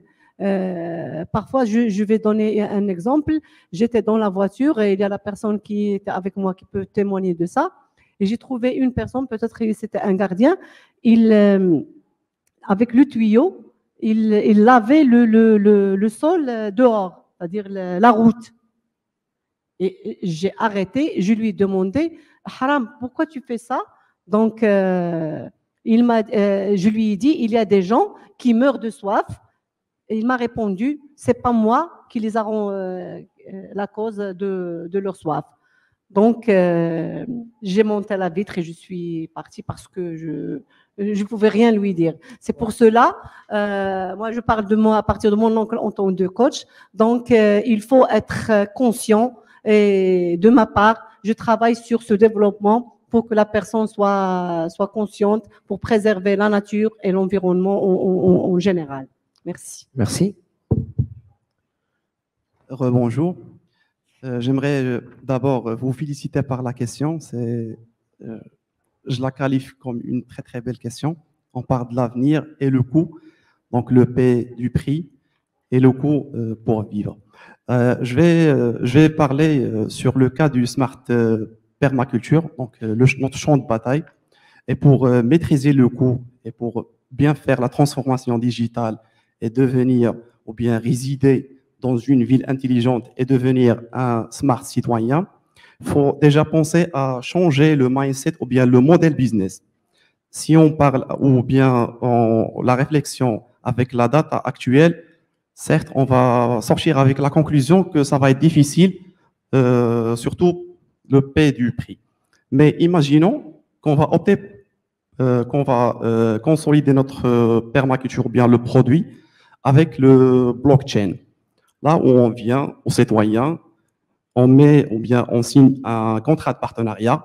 Là où le citoyen, il nous loue la superficie et en contrepartie, nous, on vient, on met notre dispositif, il a rien à toucher, donc l'intelligence va faire son travail et par la suite, la récolte, on va mutualiser le gain. Vous voyez?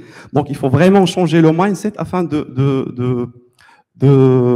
trouver les solutions. Donc, j'espère que ma réponse a éclaircir les choses. Voilà, et jolie question. Merci, merci Serge. Peut-être dans le même sens, pour reprendre cette question de coût et d'inclusivité sociale, nous, en tout cas, pour les projets qu'on essaie de faire, l'inclusion sociale est nécessaire. On l'a mis depuis le début. On a une cible, on n'a pas un projet de haut standing, on a une cible moyen standing de la région de Casablanca.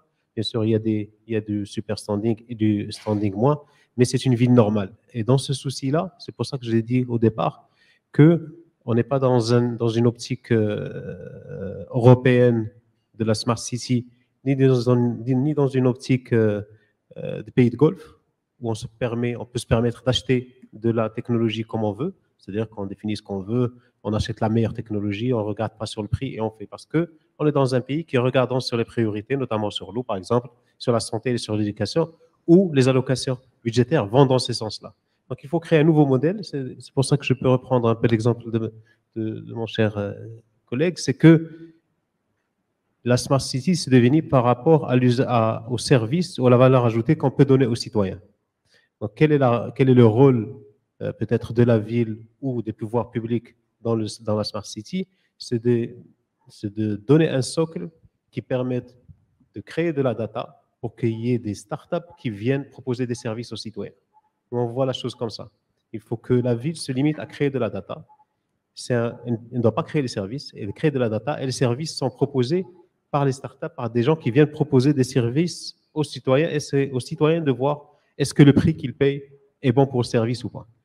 Et dans ce modèle-là, on peut imaginer aussi du PPP où il y ait des gens qui investissent sur l'infrastructure pour produire de la data et il faut regarder aussi sur la propriété de la data, qui est propriétaire, et imaginer des montages en PPP qui peuvent faire diminuer la facture d'investissement pour l'État.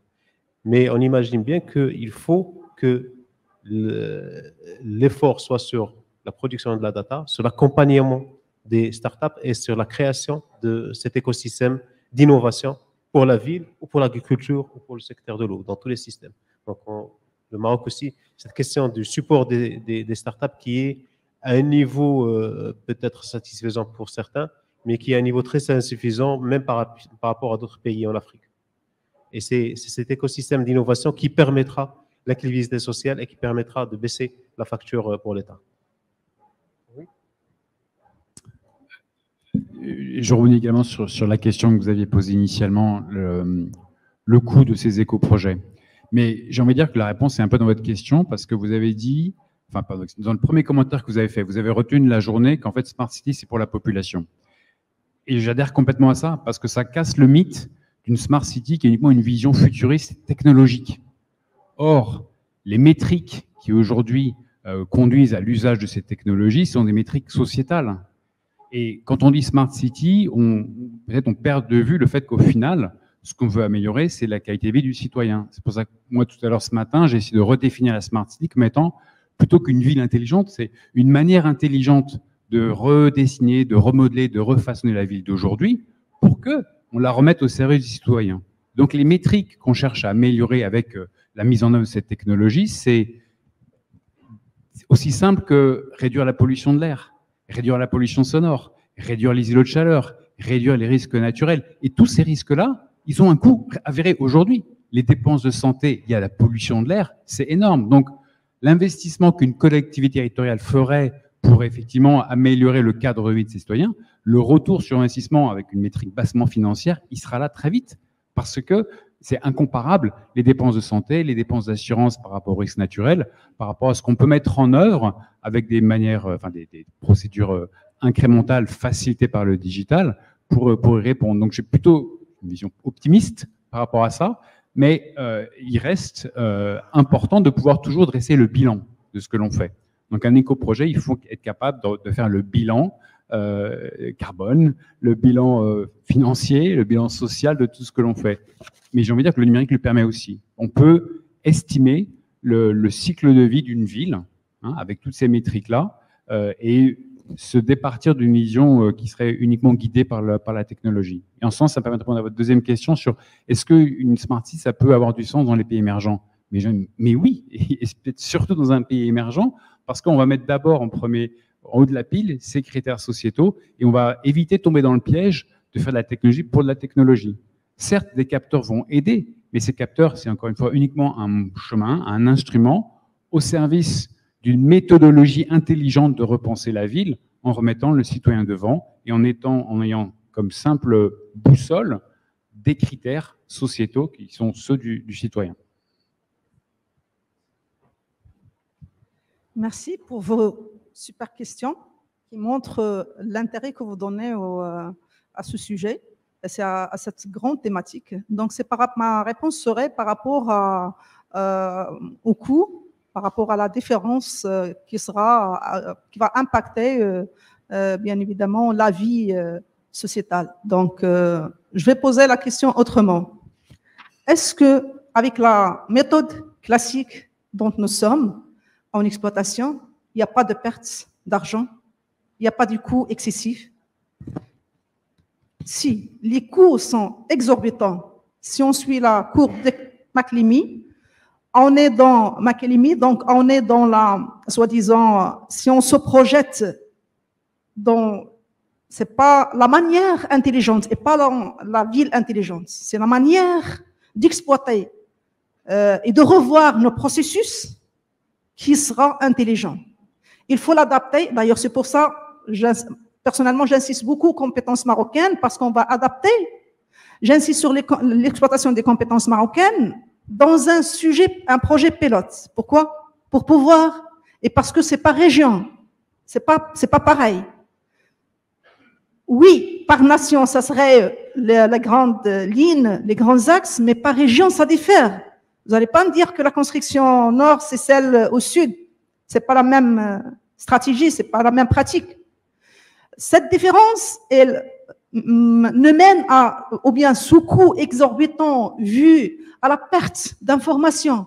Combien de fois, si on veut avoir que des plans, simple exemple, des plans, il faut aller chercher chez le bureau d'études, peut-être chez l'architecte. Je ne sais pas quelle est la dernière version. Est-ce que le plan de recollement il est conforme, c'est-à-dire le plan de la réalité de l'existence, qu'il est conforme à ce qui n'existe pas. Donc vraiment, on a une vraie problématique quand on vit au niveau de la construction, au niveau de nos exploitations. Et il faut savoir que n'importe quel ouvrage, barrage, pont, immeuble, bâtisse, même des petites bâtisses, avec le temps, ils se dégradent. Comment peut-on suivre ces dégradations? Comment peut-on augmenter leur durée de vie? Parce que la durée de vie, l'augmentation de la durée de vie, elle impacte notre développement. Et du coup, il y a du coût qui doivent être générés positivement sur la population. Donc, il y a vraiment il faut voir la ville smart comme un écosystème. Personne ne pourra résoudre la problématique tout seul. Personne ne pourra agir avec un grand succès.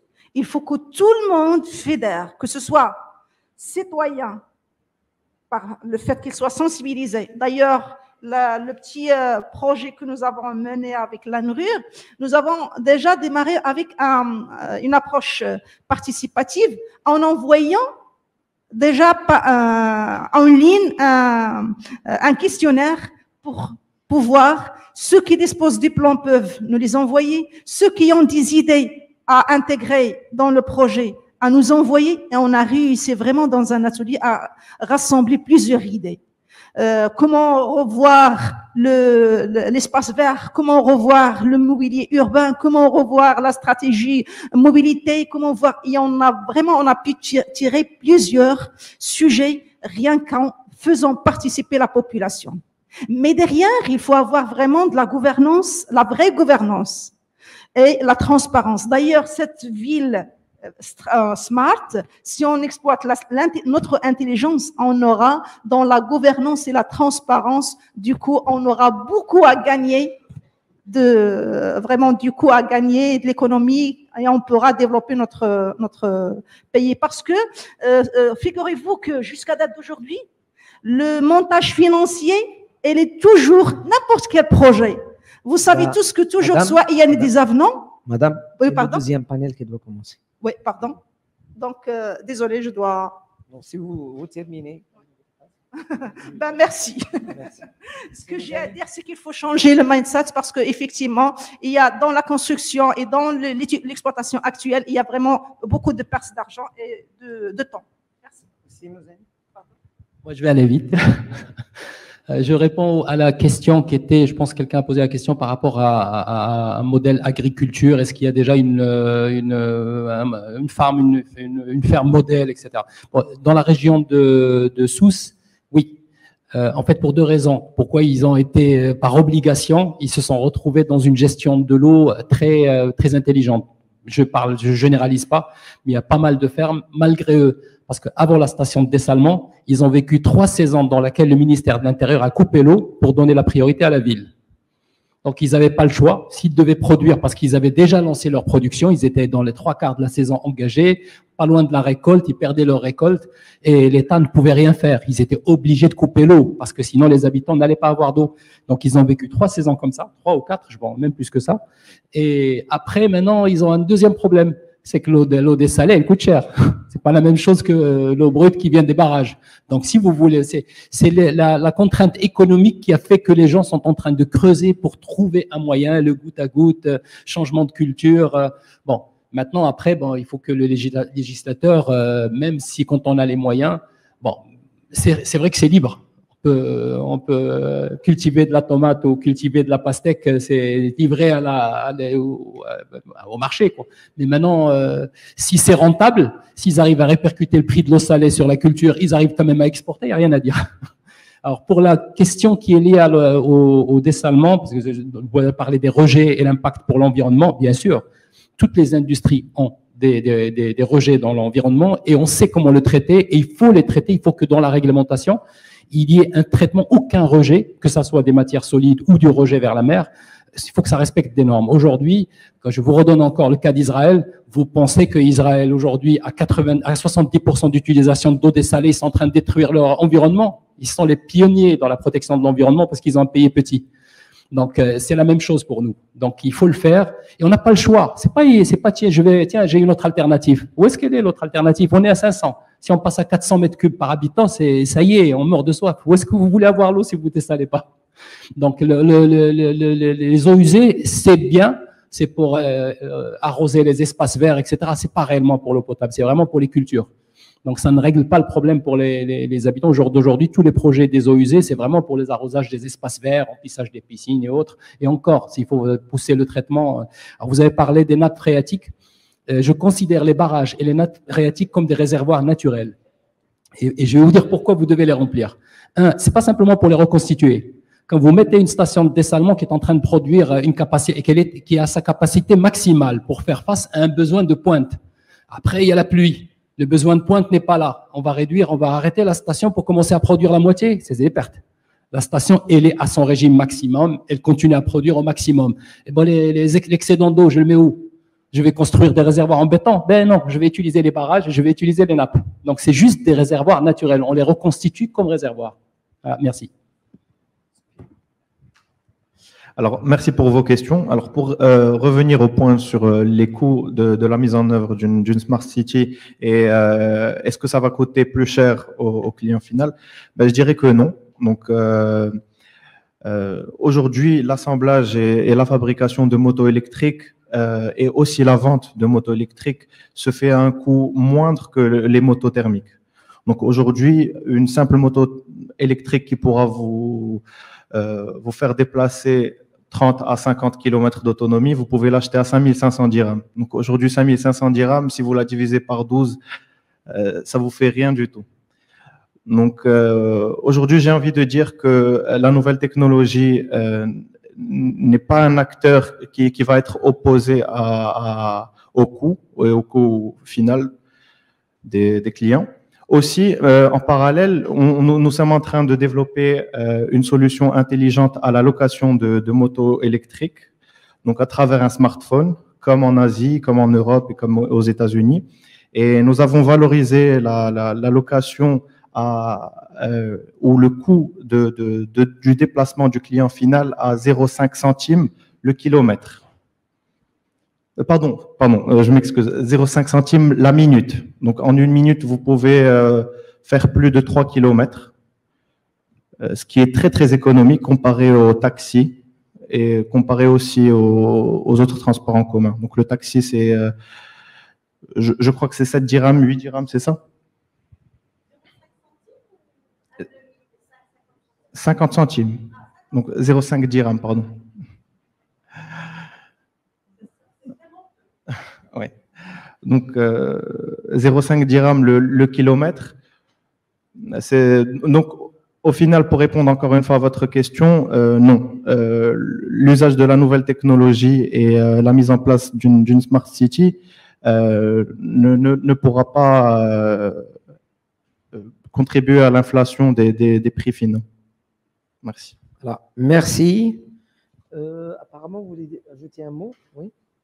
J'aimerais bien juste répondre à la question, est-ce que déjà il y a des smart farms au Maroc? La réponse est oui, avec un regret. Je dis ça pourquoi? Donc, si une ferme a les moyens nécessaires, donc elle n'a qu'à faire un achat à l'extérieur.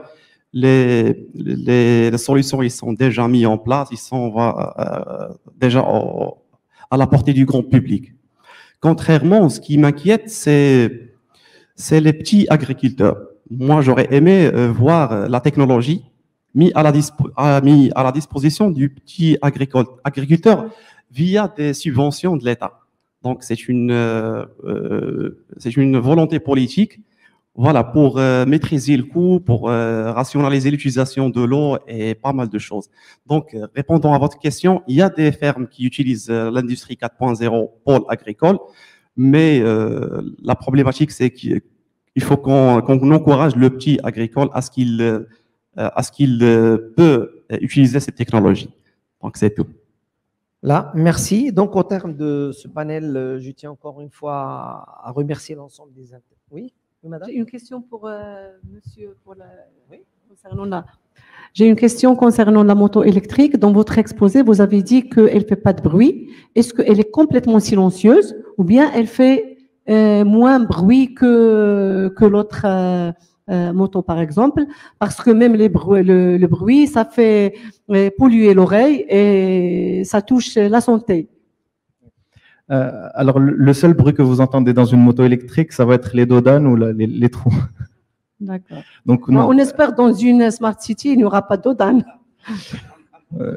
Oui, il y a un dodane intelligent, comme il a dit, oui. Intelligent. Donc, non, ça émet zéro bruit. Parce que les motos actuelles, vraiment, ça pollue l'oreille avec leur bruit. Vraiment. Oui. Donc, non, zéro bruit, zéro émission. D'accord. Merci, je vous félicite. Merci. Voilà. Merci encore une fois à l'ensemble des intervenants. Donc, au terme de ce panel, je félicite encore les organisateurs. Je félicite le CITT de l'Université Hassan II pour cet excellent événement qui répond parfaitement aux problématiques de la Smart City. Donc, pour résumer ce panel, le développement durable, la Smart City, c'est l'affaire de toutes les parties prenantes. Et derrière la Smart City, il y a beaucoup d'innovations et de partenariats à tisser. Merci et au prochain panel. Au du groupe, on va faire...